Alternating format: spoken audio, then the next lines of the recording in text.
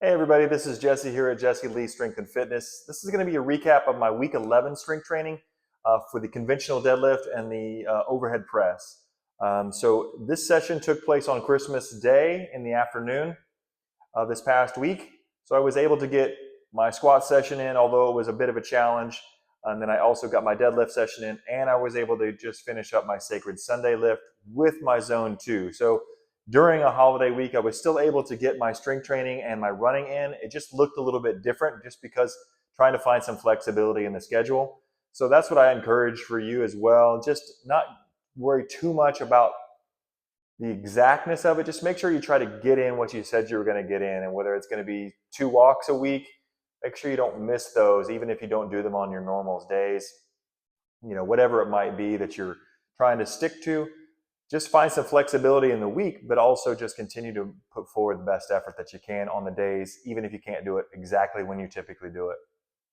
Finding flexibility, I think, is important. That's something that I got to work on all the time. All right, so I did do conventional deadlift, and what my main goal on this was to try to get some hip balance and some hip stability. I noticed in some videos of previous lifts on that conventional deadlift, my right hip was riding up a little bit higher. And so the point of my warm-up when this, just try to work on squaring that up, and I was able to do so in the videos. It showed that my hips stayed square during my lifts. I was also trying to use some cues that were given to me by other people who coached me on the deadlift a little bit, really trying to get lat engagement, really try to wrap the bar around my shins, get a little bit more heel drive. I've got really long femurs, so it's really, the conventional deadlift just may not be the lift for me. I'm continuing to try because I am a little bit stubborn on those types of things. The loads aren't very heavy on this lift. I just trying to hit sets of 3 just so I could keep it together. And so I'm putting a little bit of weight on the bar, 205, 215, 225, 235. I don't think it's anywhere close to what I could actually pull, but I'm just continuing to work on form and technique.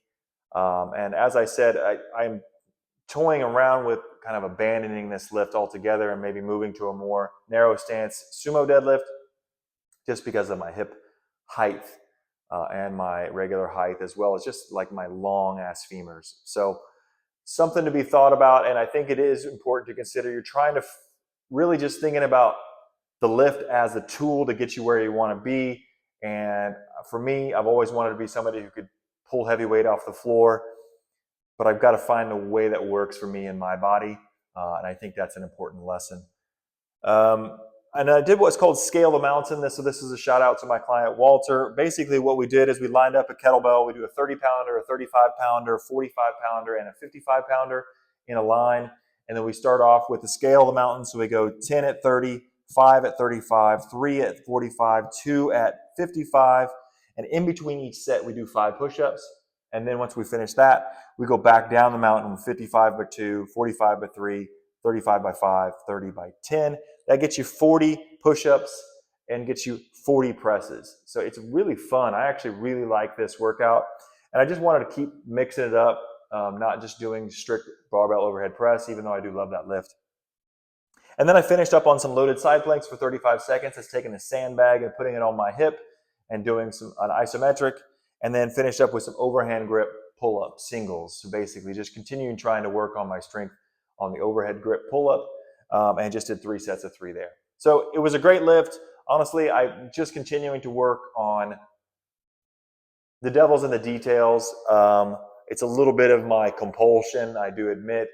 And I want to make sure I'm continuing to have fun in the new year and not beat myself over the head and trying to master some of these lifts.